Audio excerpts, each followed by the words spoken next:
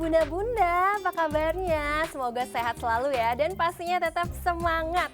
Senang sekali saya Zara masih dapat menjumpai bunda-bunda di rumah yang pasti di acara kesayangan kita, apalagi kalau bukan persembahan untuk bunda, bunda cerdas keluarga bahagia yang pastinya hanya di mata Millennials Indonesia TV, matanya Indonesia. Nah, selama 30 menit ke depan pastinya kami akan menyajikan informasi yang hangat, menarik disertai dengan narasumber yang pastinya inspiratif.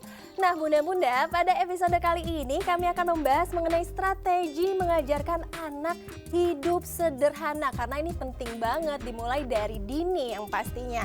Bunda-bunda, tahu nggak sih hidup sederhana ini sangat penting bagi siapapun. Karena dengan kesederhanaan mengajarkan kita banyak hal ya bun ya. Mulai dari mampu mengelola uang dengan baik, peduli dan berempati pada kondisi orang yang kurang beruntung ya bun ya. Hingga mampu membedakan mana kebutuhan dan keinginan. Lalu gimana sih caranya agar bunda-bunda di rumah ini bisa mengajarkan hidup yang sederhana pada anak? Agar tidak bingung, nah langsung saja kita tanyakan ke psikolog kita yaitu dengan Mbak Ayunda Tiara. Hai Mbak Tiara, apa kabar? Hai Mbak Zahra, baik. Alhamdulillah. Mbak Zahra juga apa kabar? Pastinya dong, harus tetap semangat ya. Dan kita sekarang Zoom meeting nih, biar tetap ikuti pemerintah terkait dengan protokol kesehatan pastinya ya Bun ya. Nah Mbak Tiara, tadi kan sebelumnya saya sudah sounding nih terkait dengan strategi mengajarkan anak hidup sederhana. Tapi menurut Mbak Tiara sendiri, kalau definisi hidup sederhana itu seperti apa dan berikan contohnya? Oke, jadi hidup sederhana itu kan berarti gaya hidup gitu kan, kemudian menjalankan aktivitas kita sehari-hari, berperilaku sehari-hari sesuai dengan kebutuhan yang kita miliki gitu. Nah ini perlu digarisbawahi ya Mbak Zahra ya, seperti yang tadi Mbak Zahra udah katakan di awal juga bahwa kebutuhan gitu, bukan keinginan semata. Jadi contohnya apa? Contohnya berarti misalnya kita hidup sehari-hari sesuai dengan memiliki sesuai dengan apa yang kita butuhkan gitu, sandang, pangan, papan gitu yang primer. Pun kalau ada hal-hal lain yang kita miliki itu memang sesuai dengan apa yang memang kita sedang butuhkan pada saat itu. Berarti kalau misalnya hidup sederhana itu berarti bisa dikatakan sebagai apa adanya tidak sih? Betul, bisa dikatakan seperti itu kurang lebih. Walaupun sudah mampu begitu ya Mbak Tiara? Iya betul sekali. Tapi kalau kita ngomongin gaya hidup yang minimalis dan hidup sederhana itu kan sama atau tidak sih antara minimalis dengan sederhana? Dan kemudian karena banyak masyarakat awam kan yang sering menyamakan antara kedua kalimat tersebut. Kalau menurut pandangan Mbak Tiara gini seperti apa? Oke, sebenarnya kalau kita kembali lagi ke esensi minimalis yang sesungguhnya, itu bisa dibilang sama gitu antara minimalis dengan hidup sederhana. Intinya apa? Intinya adalah hidup dengan sesuai dengan menggunakan yang kita butuhkan, kemudian mengesampingkan atau menyingkirkan hal-hal yang tidak kita butuhkan, atau reuse juga menggunakan ulang hal-hal yang memang bisa kita gunakan ulang. Dan yang paling penting juga baik dalam konsep minimalism ataupun gaya hidup sederhana gitu yang kita pahami, perlu diingat juga bahwa ketika kita hendak membeli sesuatu atau menggunakan jasa sesuatu, kita perlu mempertimbangkan dulu sejauh mana fungsi dan kualitasnya gitu. Nah Mbak Tiara pernah dengar nggak sih gaya hidup minimalis dengan gaya hidup sederhana itu sebenarnya apakah sama di antara dua kalimat itu? Oke, kalau misalnya nih ya Mbak Zahra, kita kembali lagi ke esensi dari minimalis. Sebenarnya ya sama gitu dengan sederhana gitu, bahwa konsepnya kita hanya menggunakan hal-hal yang memang kita butuhkan, menyingkirkan apapun yang kita tidak butuhkan, dan kemudian menggunakan ulang atau reuse yang bisa kita reuse gitu kan. Dan juga yang paling penting adalah memperhatikan kualitas dan fungsi dari barang atau jasa yang hendak kita beli gitu. Nah mungkin kan yang kemudian jadi suka salah kaprah karena sekarang kan lagi ada tren gitu ya Mbak ya, misalnya desain interior minimalis gitu, atau gaya fashion minimalis. Nah yang jadi salah adalah jika untuk memenuhi desain interior dan fashion tersebut kita justru malah membeli dan menumpuk barang-barang yang sebenarnya tuh kita punya juga gitu barang lain yang fungsinya sama. Itu yang kemudian menjadi tidak minimalis. Tapi kalau misalnya tadi kan yang diomongin sama Mbak Tiara ini adalah desain interior minimalis. Ini kan lebih kepada konsep kan sebenarnya. Tapi kalau dengan gaya minimalis ya bunda-bunda di rumah, ya mungkin itu adalah untuk mempergunakan barang yang sesuai dengan pergunaannya, seperti itu ya Mbak Tiara. Tapi kalau kita ngomongin tujuan dari hidup sederhana ini apa sih? Tujuan dari hidup sederhana ini adalah supaya kita terbiasa nih untuk hidup dengan resource atau sumber daya seoptimal dan seefisien mungkin gitu. Jadi menghindari adanya penumpukan gitu, penumpukan barang. Dan juga yang paling penting sebenarnya dari hidup sederhana ini adalah terbiasa bagi kita ini untuk mengelola diri, mengelola emosi dan perilaku kita gitu. Itu yang paling penting dari belajar hidup sederhana. Kenapa penting nih Mbak buat bunda-bunda di rumah dan juga kita nih sebagai orang awam itu kita harus bergaya minimalis ataupun dengan hidup yang sederhana? Kenapa sih penting dan seberapa penting?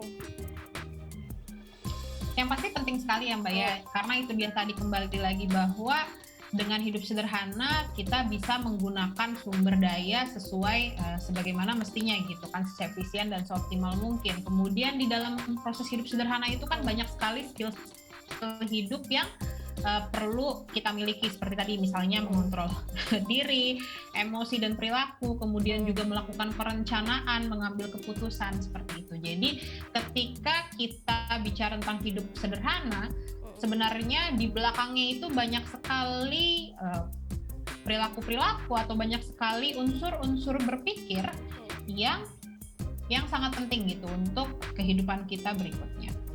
Nah, Mbak Tiara, ini kan kalau kita ngomongin gaya hidup sederhana, apalagi mungkin yang sudah terbiasa dengan boros, dengan membeli barang yang mungkin manfaatnya dirasa kurang nih, apalagi bunda-bunda kalau di rumah ada diskon ya, langsung main beli-beli aja.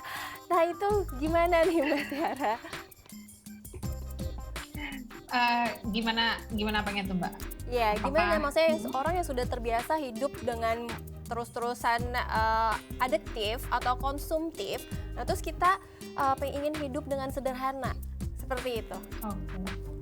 Yang perlu diperhatikan adalah kalau misalnya yang itu ya, kita udah mau dalam tanda kutip insaf gitu untuk merubah gaya hidup kita yang tadinya konsumtif menjadi lebih minimalis dan sederhana tadi.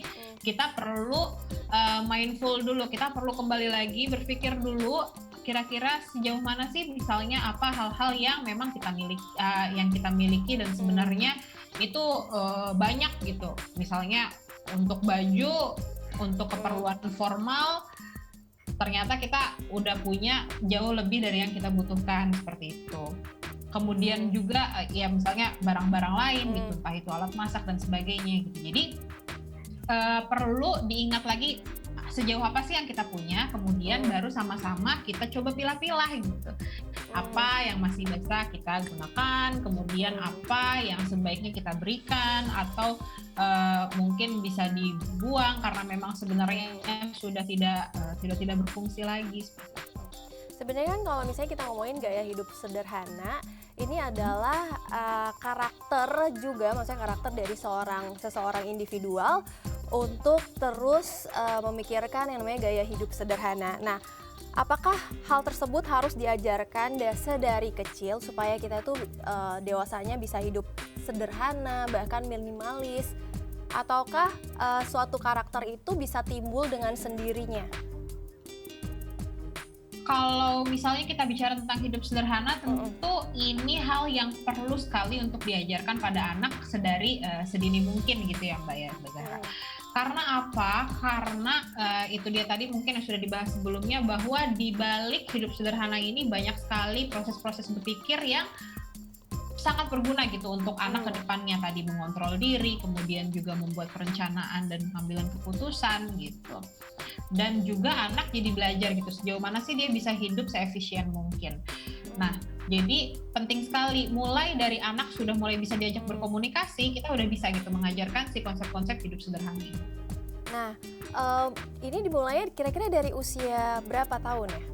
Karena kan setiap anak kan beda-beda ya, maksudnya ada yang mungkin bisa komunikasinya mungkin udah dari 3 tahun atau bahkan 5 tahun. Nah, yang paling efektif ini pada usia berapa?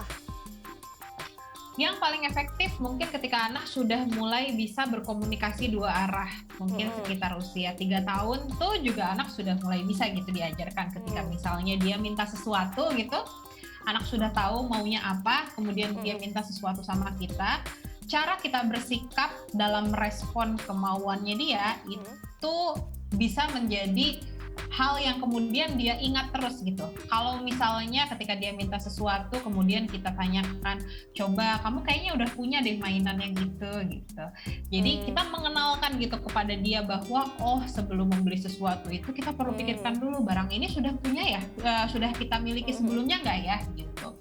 Kemudian kalau misalnya kita belum punya, kita memang butuh nggak ya gitu. Misalnya dia minta beliin bola plastik yang gambarnya kayak bola basket gitu. Padahal sebenarnya di rumah dia sudah punya bola plastik yang bentuknya bola gitu kan. Ya maksudnya yang kayak bola kaki gitu. Jadi kita bisa sampaikan kepada dia, nah kamu kan untuk main bola kamu udah punya bola plastik yang ada di rumah. Biarpun gambarnya berbeda tapi fungsinya sama seperti itu.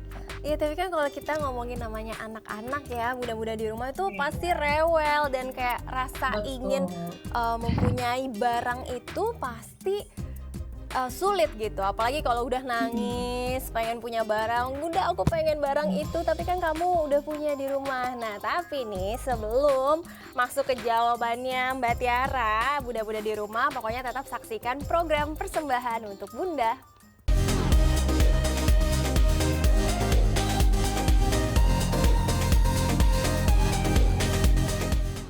Terima kasih Anda masih setia di acara kesayangan kita, yakni Persembahan untuk Bunda, dan masih bersama saya Zara Masid dan juga Ayunda Tiara. Ayunda Tiara. Nah, tadi kan kita ngomongin masalah anak yang suka rewel nih kalau minta membelikan barang, apalagi kalau misalnya anaknya udah punya gitu, udah punya bola basket tapi minta bola yang lain. Nah, itu kan susah ya, mungkin bunda-bunda di rumah dan pengen tahu caranya gimana sih menanamkan gaya hidup sederhana pada anak-anak khususnya yang seringkali rewel kepada bunda-bundanya. Nah, itu gimana Mbak? Tidak bisa dipungkiri ya, apalagi ketika pada anak-anak usia dini gitu, usia balita, mereka akan menampilkan perilaku tantrum gitu atau perilaku marah yang biasanya kita lihat tuh nangis di lantai kayak gitu. Nah, tapi justru cara kita untuk merespon si perilaku tantrum tersebut itu dapat menjadi bekal dia ke depannya gitu. Nah, ketika anak-anak ini tantrum itu wajar sekali, apalagi di usia-usia 3-4 tahun gitu.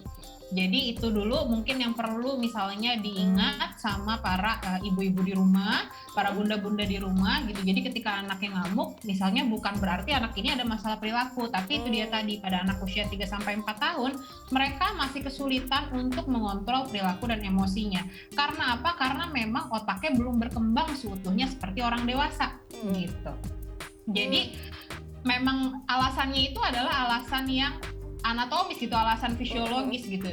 Jadi perlu diingat dulu seperti itu. Kemudian cara kita untuk menangani tantrum, misalnya anaknya udah marah-marah karena dia nggak mau dikasih. Nah, di sini adalah peran orang tua yang paling penting adalah bersikap konsisten.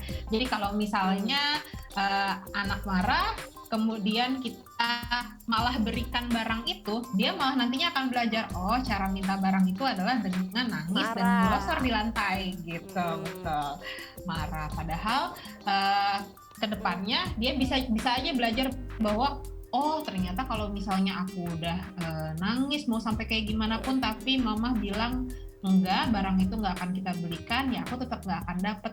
Nah di situ jadinya mungkin dia akan belajar, oh kalau gitu nangis dan ngeglosor ini nggak ada gunanya. Oke deh, kalau gitu kita gunakan misalnya ya udah ngomong baik-baik, atau ya udah berarti memang barang itu tidak bisa kita miliki seperti itu. Iya Jadi itu dia tadi kuncinya adalah konsisten itu, Mbak. Iya, nah masalah konsisten ini kan bagi sebagian besar bunda-bunda di rumah ini mungkin sangat sulit ya, apalagi kalau ngurusi anak.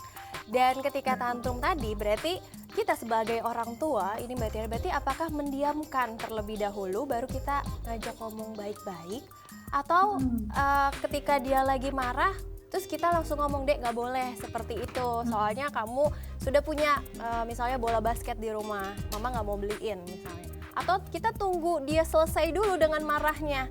Ini kan kadang cara didikan orang tua itu kan berbeda-beda ya Bun ya. Itu gimana Mbak Tiara? Yang paling idealnya adalah membiarkan anak mengeluarkan emosinya terlebih dahulu. Jadi mau dia sampai nangis-nangis gitu, teriak-teriak, boleh silahkan gitu. Kita cukup bilang sama dia, iya, misalnya ibu tahu adek ngerasa marah, ibu tunggu di sini, kamu silahkan nangis dulu gitu, atau kamu silahkan marah dulu. Yang paling penting kita lakukan adalah memastikan safety-nya gitu kan, keselamatannya dia. Jangan sampai misalnya di sekitarnya dia ada barang-barang yang kira-kira bisa melukai gitu. Jadi pada saat ngamuk tuh itu yang bisa kita lakukan. Nanti gradually anak tuh kan pasti akan ada capeknya gitu kan, udah nangis-nangis, teriak-teriak pasti ada capeknya.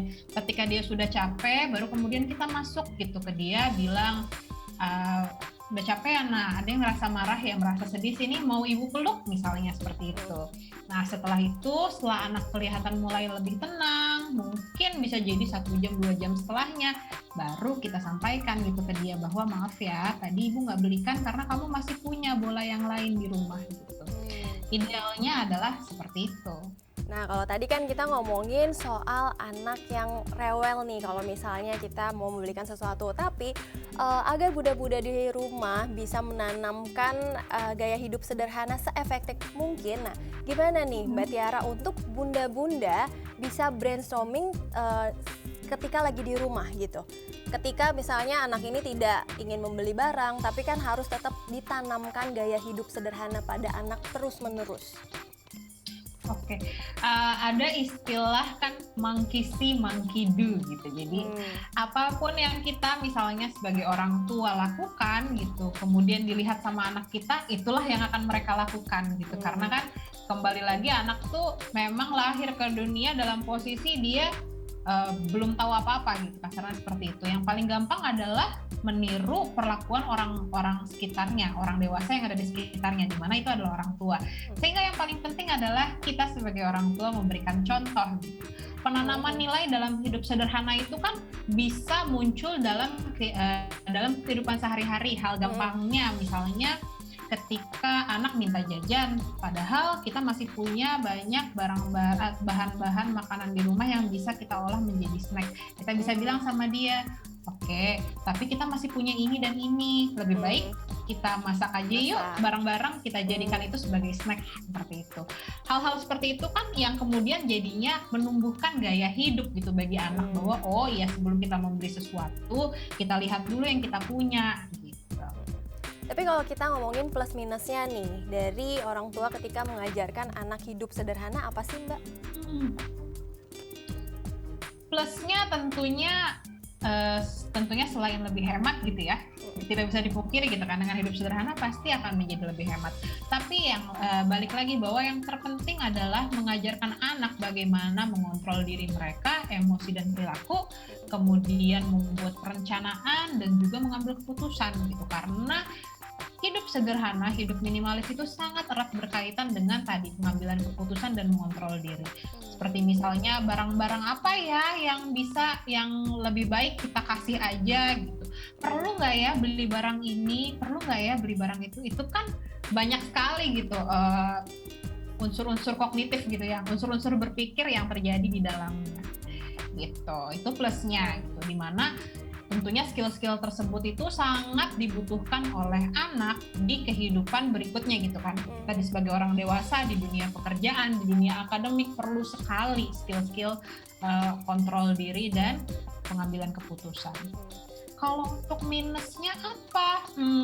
Mungkin bukan minus gitu ya Mbak ya, tapi lebih ke tantangannya gitu tantangannya dalam mengajarkan anak hidup sederhana gitu. Karena kita perlu memperhatikan betul apakah anak kita ini betul-betul sudah paham dengan konsep kebutuhan versus keinginan tadi gitu. Dan sejauh mana keinginan bisa terpenuhi. Dan juga kalau misalnya orang tua anaknya udah gampang nih diajarin bagaimana cara hidup sederhana dan sebagainya, kita juga perlu memastikan bahwa anak ini juga jangan sampai juga nanti ke depannya karena dia terbiasa untuk berhitung, hitung-hitungan dan sebagainya, jadinya misalnya malah lupa gitu untuk mengeluarkan uang misalnya untuk rekreasi, untuk bersenang-senang seperti itu. Karena kan hal itu tidak bisa dipungkiri pasti dibutuhkan juga gitu. Nah, Mbak Tiara sendiri kan selaku psikolog dan juga bunda juga nih. Tapi sebenarnya biasanya kesulitan apa sih yang sering dirasakan bunda-bunda, termasuk Mbak Tiara juga dalam menerapkan pola asuh ini? Karena kan yang kita tahu ya Mbak Tiara, nggak semua nih orang tua dan juga bunda-bunda di rumah mengajari pola hidup sederhana. Betul sekali. Tantangan yang paling terbesar, kesulitan yang paling dirasakan oleh, mungkin yang sering dirasakan oleh para orang tua, termasuk saya sendiri gitu ya, benar kata Mbak Zara, adalah menahan keinginan diri ini gitu. Jadi kayak kita mau ngajarin anak hidup sederhana, tapi kita juga hobinya scrolling ya market gitu kan. Itu tentunya akan bisa jadi akan sulit gitu. Kemudian menahan rajukan tadi seperti yang dikatakan Mbak Zahra, bahwa kadang kita sedang dalam kondisi psikis juga yang tidak nyaman, mungkin lagi ada masalah di pekerjaan dan sebagainya, kemudian anak merajuk gitu kan, kita jadinya nggak tahan gitu dengan rajukannya dia, sehingga ya udah deh kita kasih aja seperti itu. Itu adalah kesulitan-kesulitan yang umum ditemui. Berarti para bunda-bunda di rumah nih ya, sebagai orang tua juga perlu namanya mengontrol emosi ya, dan perlu menanamkan hidup terlebih dahulu. Hidupnya bunda-bunda di rumah nih harus sederhana dulu, baru bisa brainstorming kepada anak-anaknya. Karena dalam mengasuh atau pola asuh dari hidup sederhana ini kan nggak gampang ya Mbak Tiara. Betul. Pun kalau misalnya kita udah kelepasan gitu ya, maksudnya kita menunjukkan pola hidup yang kok kayaknya nggak sederhana gitu di depan anak, atau kita memberikan kemauan anak gitu yang sebenarnya dia udah punya dan sebagainya, maksudnya don't be too hard on yourself gitu, karena kita tetap akan bisa mengulang lagi biru, kita bisa sampaikan ke anak gitu bahwa iya harusnya mama nggak beli blender ini misalnya, padahal sebenarnya mama udah punya blender yang lain gitu. Nanti berarti next time blender yang ini mungkin bisa kita kasih aja ya ke orang lain gitu, atau misalnya kamu punya teman yang mau kamu kasih hal-hal seperti itu gitu. Jadi kita akan selalu bisa mencobanya, dan kita bisa selalu berkomunikasi pada anak, membiarkan anak mengetahui letak kesalahan kita di mana, dan membiarkan anak mengetahui bahwa kita mau berusaha untuk memperbaiki. Seru banget perbincangannya. Bunda-bunda di rumah jangan kemana-mana, tetap di Persembahan untuk Bunda.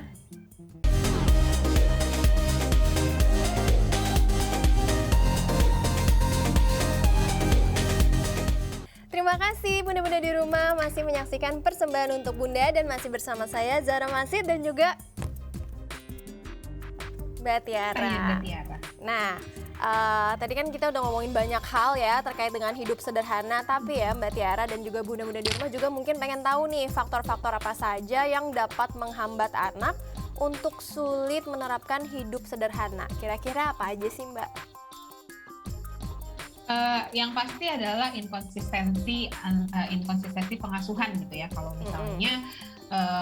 misalnya kita sebelumnya udah setting, udah bikin peraturan gitu, anak nggak boleh beli ini, tapi kemudian di waktu lain atau oleh orang lain hal tersebut dilanggar dan dilakukan secara terus-menerus gitu, itu yang kemudian akan membuat anak kesulitan untuk mengetahui sebenarnya yang betulnya tuh kayak gimana sih, dan itu akan menghambat dia untuk mempelajari suatu konsep. Dalam hal ini berarti konsep hidup sederhana. Nah, tapi apakah ada dampak negatif terhadap psikis anak, terutama saat anak yang sudah mulai memasuki usia remaja? Contohnya seperti sering minder karena tidak bisa mengikuti tren. Terus atau misalnya kan kalau zaman sekarang orang ada yang anak remajanya diberikan iPhone terbaru, terus habis itu temennya juga pengen, nah seperti itu. Nah itu gimana Mbak? Nah, kalau kita membiasakan anak kita gitu dengan konsep hidup sederhana, hidup minimalis ini gitu ya, dari kecil justru ke depannya dia akan lebih bisa menghandle gitu masa-masa istilahnya tuh FOMO gitu ya, fear of missing out gitu kan. Yeah. Jadi masa-masa dimana, rasanya harus pengen ikutan tren ini, pengen ikutan tren itu. Nah, ketika anak sudah mempelajari konsep hidup sederhana sejak dini, dia akan lebih bisa terlindungi dalam tanda kutip gitu. Terlindunginya bagaimana? Dia jadi bisa memilih gitu kan, dalam pikiran dia dulu setidaknya, apakah memang itu sesuai dengan yang aku butuhkan gitu. Kemudian apakah itu memang perlu untuk dibeli sekarang atau bisa nanti saja gitu. Dan juga kan sebenarnya ketika kita hidup sederhana bukan berarti kemudian kita jadinya berarti tidak mengikuti tren, kan nggak gitu juga gitu ya Mbak ya. Karena kan itu tadi balik lagi bahwa konsep hidup sederhana ini berarti adalah planning dan membuat keputusan gitu. Apakah barang tersebut benar dibutuhkan? Kalau ternyata barang yang lagi tren itu ternyata memang sedang dibutuhkan oleh anak itu kan, kenapa tidak gitu. Dan juga misalnya kita lihat lagi secara value dari barang tersebut, kemudian lama penggunaannya gitu. Kalau misalnya memang ternyata itu worth the price and the experience, so why not gitu, karena itu dia tadi kembali lagi ke proses pengambilan keputusannya. Berarti kalau anak yang dari kecil sudah ditanamkan gaya hidup sederhana, ini akan terlindungi ya dari yang namanya mungkin sifat iri hati dan segala macamnya itu, karena kan mungkin anaknya akan bisa lebih mengambil kebijakan atau keputusan terkait dengan apa yang ia inginkan ataupun apa yang ia butuhkan, seperti itu ya Mbak Tiara? Betul sekali Mbak Zara. Nah, sebenarnya Mbak Tiara dan juga bunda-bunda di rumah sebenarnya masih efektifkah, khususnya buat orang tua juga, untuk membuat pengalaman-pengalaman kita di masa lalu sebagai cerminan kita untuk menerapkan pola kesederhanaan pada anak? Oke, jawabannya sebenarnya tergantung ya Mbak ya. Tergantungnya gimana nih? Oke.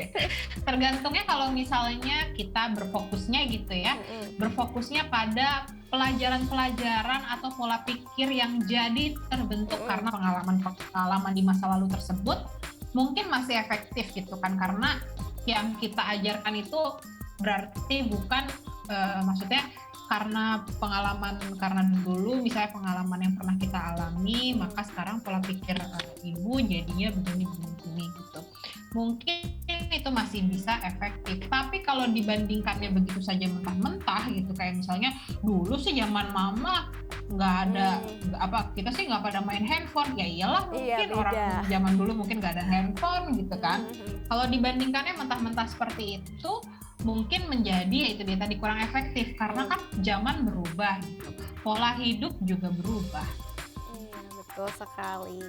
Nah, terkait dengan pengelolaan uang dengan baik nih, ini kan merupakan salah satu konsep dari hidup sederhana ya Mbak Tiara. Dan konsep uang ini kan tidak perlu diajarkan kepada anak, apalagi anak juga udah tahu kalau uang itu dicari ada proses jerih payahnya. Tapi bagaimana dengan anak-anak yang mungkin belum mengerti tentang mencari uang, apalagi kan misalnya masih sekolah, yang mana uang tersebut kan masih mereka bisa minta aja sama orang tua untuk ini untuk itu dengan gampangnya. Nah, itu gimana Mbak?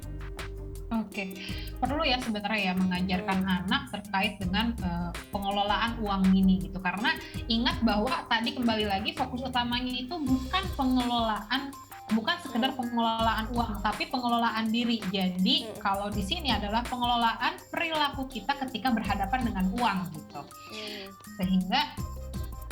Sehingga kita misalnya mengajarkan kepada anak gitu bahwa uang itu tidak hanya sekedar hanya untuk bagaimana cara mencari uang, tapi juga misalnya bagaimana mengelola uang yang sudah kita miliki. Apalagi pada anak-anak gitu ya, pada anak-anak kan mungkin kalau anaknya masih kecil juga kita nggak bisa gitu kan ngajarin ke dia nih deh cara nyari uang tuh begini nggak bisa kayak gitu, tapi kita bisa ajarkan kepada dia ya cara mengelolanya gitu.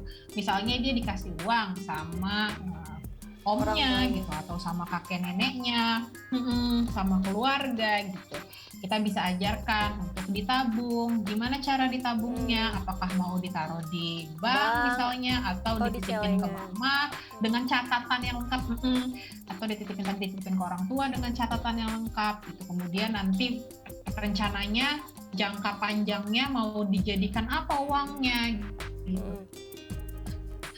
Misalnya, mau dikumpulin sampai bulan depan, soalnya bulan depan mau beli sesuatu, hal-hal yang seperti itu gitu.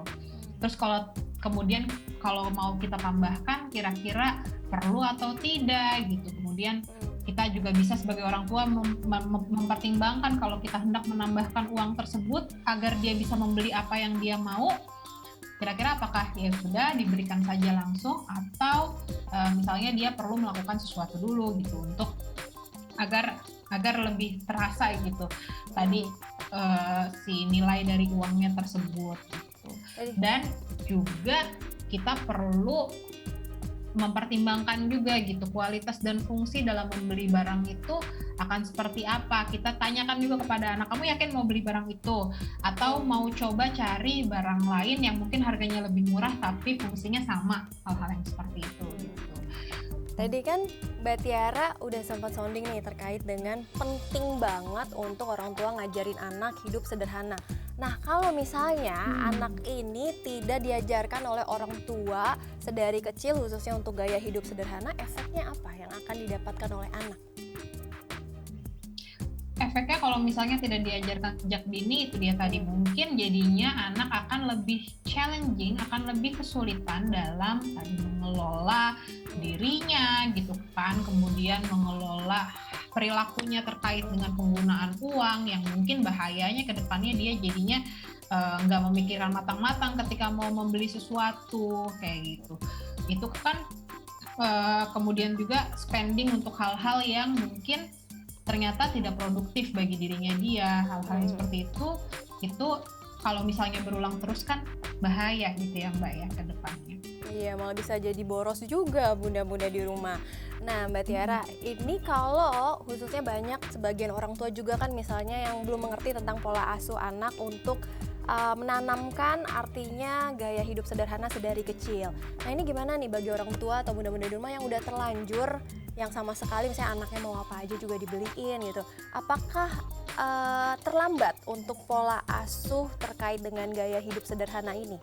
Misalnya ketika remaja mungkin orang tuanya baru akan mulai menerapkan atau menanamkan gaya hidup sederhana. Oke. Ya, yang pasti tidak ada kata terlambat gitu ya untuk kita mengajarkan kepada anak supaya dia bisa misalnya menjadi hidup lebih sederhana gitu, atau mengubah pola-pola spendingnya dia gitu selama ini. Tapi mungkin tidak bisa dipungkiri akan lebih challenging gitu kan ya, akan lebih menantang. Nah kalau misalnya bunda-bunda sekalian misalnya merasa kesulitan, bingung harus mulai dari mana, misalnya kita bisa gitu meminta bantuan dari profesional atau pihak ketiga gitu, entah itu financial advisor atau entah itu psikolog misalnya, untuk mengevaluasi terlebih dahulu. Misalnya mengevaluasi mindset apa sih yang perlu diubah gitu dari anak ini gitu, dari termasuk juga dari orang tuanya gitu kan, karena kan nggak bisa dipungkiri dari kecil tuh pasti udah terbentuk itu mindset tertentu sampai dia remaja gitu kan. Betul.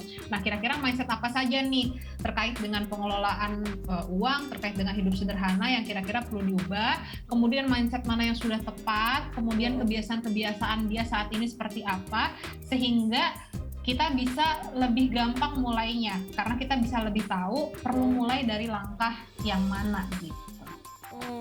Sebenarnya ada perbedaan nggak sih Mbak? Misalnya nih, kan ada sebagian orang tua di rumah ini tidak semuanya kaya dan bahkan tidak semuanya juga kekurangan. Mungkin kalau bagi keluarga yang kekurangan dia bisa menerapkan atau lebih bisa menanamkan yang namanya pola asuh hidup sederhana. Tapi mungkin bagi orang yang sudah terlanjur kaya atau terlalu banyak uang dan mungkin agak sulit untuk menerapkan gaya hidup sederhana seperti itu. Sebenarnya bisa dikatakan belum tentu juga sih ya Mbak ya, kalau misalnya memang orang yang biasanya hidup dengan status ekonomi ke bawah, status ekonomi ke bawah itu jadi lebih mudah hidup sederhana, dan yang di atas tuh jadi lebih susah gitu. Karena itu dia tadi, kembali lagi ke pengelolaan diri. Misalnya untuk anak-anak yang tadi misalnya dia terbiasa di ekonomi ke bawah, pun kalau misalnya tetap tidak diajarkan atau tidak diperkenalkan tadi konsep pengelolaan diri, konsep hidup sederhana dengan mumpuni, ketika suatu saat dia dapat uang gitu, bisa jadi kemudian malah spending untuk hal-hal yang kurang tepat gitu. Yang tadinya mungkin uang tersebut bisa diinvestasikan atau diapakan lah gitu, yang jadi lebih produktif, tapi ini justru jadi hilang begitu saja gitu. Pun juga dengan anak-anak yang terbiasa hidup di kehidupan status sosial ekonomi ke atas gitu, bisa jadi juga orang tua jadinya lebih mumpuni gitu untuk mengajarkan bagaimana pola pikir dan pola hidup sederhana gitu. Biarpun tidak bisa dipungkiri juga akan jadi lebih sulit juga untuk mereka gitu, karena mereka merasa lebih punya banyak resource gitu untuk memenuhi kebutuhan anaknya gitu. Maksudnya adalah bisa jadi berpengaruh, tapi tetap bahwa ini merupakan hal yang penting untuk diajarkan, untuk ditanamkan kepada anak-anak, supaya ketika dia kelak berada dalam status sosial ekonomi yang mungkin berbeda gitu dengan yang selama ini dia tumbuh, dia akan lebih bisa untuk striving. Oke, terima kasih Mbak Tiara. Dan gak kerasa ya bunda-bunda di rumah ternyata udah 30 menit. Artinya kita sudah ada di penghujung acara. Jadi ya bunda-bunda di rumah jangan lupa untuk saksikan terus program persembahan untuk Bunda di episode lainnya dengan tema yang gak kalah menarik dari hari ini. Dan saya Azhara Masid bersama dengan saya Ayunda Tiara. Kami pamit undur diri dan bye-bye.